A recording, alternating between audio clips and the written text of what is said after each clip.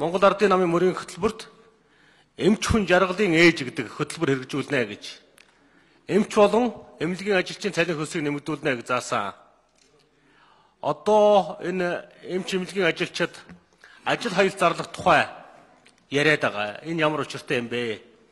Эмч хүн жаргалын ээж хөтөлбөр хэзээ хэрэгжих вэ гэдгийг надад нэг хэлж өгөөч. Иргэд олон түмнээс эрүүл мэндийн даатгалын тухай хуультай холбоотой чухал хэд хэдэн зүйл заалт хэрэгжихгүй байна гэдэг гомдлууд ирж байна.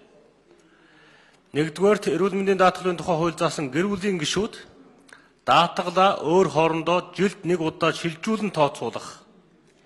Иргэн хүн эрүүл мэндийн тусламж үйлчилгээний мэдээлэлд захин байдлаар хяналт тавих гэдэг энэ заалт хэрэгжихгүй байна гэдэг гомдол ирж байгаа. Энд нэг би хариулт авахыг хүсэж байна.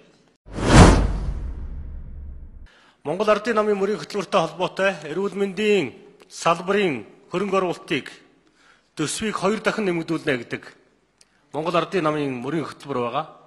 Одоо яг хэд дахин нэмэгдсэн бэ?